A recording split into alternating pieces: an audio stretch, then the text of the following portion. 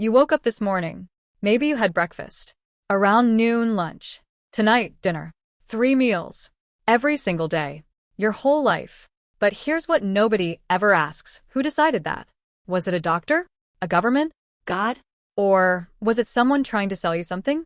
Because the truth is, the 3-meal day isn't ancient wisdom. It's a surprisingly modern invention. And most of us never even chose it. Let's go back. Way back. For most of human history, there was no breakfast, no lunch, no dinner. There was just food. When you could find it. Hunter-gatherers didn't check the clock before eating. They ate when they hunted successfully. When berries were ripe. When the catch was good. Some days, a full feast around the fire. Meat, fruits, celebration. Other days, barely anything at all. And here's the thing, their bodies were completely fine with that. The human body was built for flexibility, not routine. The idea of eating at fixed times?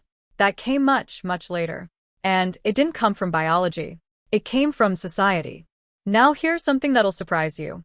In medieval Europe, many adults only ate 2 main meals a day. A midday meal and an evening meal. Breakfast? That was considered unnecessary. Some even thought it was a sign of weakness, like you couldn't control yourself until noon. It was associated with children, sick people, and heavy laborers. Not exactly the most important meal of the day, right? The wealthy sometimes skipped it entirely. Poor farmers ate early only because they had to. Hard physical work started at dawn. Meal patterns varied by class, region, and religion. There was no universal rule. So, if you've ever skipped breakfast and felt guilty about it, medieval Europe would like a word. Then came the 1800s, and everything changed. The Industrial Revolution didn't just change how we worked. It changed when we ate. Factories needed workers on time. Every day. All day. So work schedules became rigid. And eating? It had to fit around them. Eat before the shift. Eat during the break. Eat after you come home. Breakfast. Lunch. Dinner. The modern eating schedule wasn't designed by nutritionists. It was designed around factory bells. Think about that. The reason you eat lunch at 1 p.m. has more to do with the 19th century factory floor than with your actual hunger. And as cities grew and more people moved into wage labor, this 3-meal pattern spread. Now here's where it gets really interesting. By the late 1800s, companies started selling ready-to-eat breakfast foods. Cereals. Packaged grains.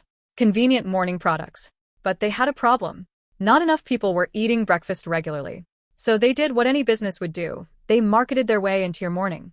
Advertisements told people breakfast was essential, that skipping it was dangerous, that a proper day started with a proper breakfast. And then came one of the most successful marketing phrases in history. Breakfast is the most important meal of the day. That phrase? It didn't come from a doctor's office. It was pushed hard by cereal and food companies to build the breakfast habit. Today, that idea is so deeply embedded in our culture that billions of people believe it without ever questioning it. Not because science proved it, but because it was repeated long enough to feel true. So, do we need 3 meals a day? The honest answer is, nobody knows for certain that 3 is the magic number. Different eating patterns work for different bodies, lifestyles, and cultures. What we do know is this: there was never a global meeting where humanity gathered and agreed. All right, everyone, breakfast, lunch, dinner. That's the rule. The 3-meal day is a product of history, factory schedules, marketing campaigns, cultural habits passed down without question. It's not a law of nature. It's a routine that billions of us simply inherited. Tomorrow morning, when you sit down for breakfast, or maybe when you skip it, remember, you're following a routine that feels ancient, but is actually a surprisingly modern invention. And the best part? You get to decide if it still works for you. I'm your host, and this was World Bite. If this made you think differently about something you do every single day, share it with someone who needs to hear it. We'll see you in the next one.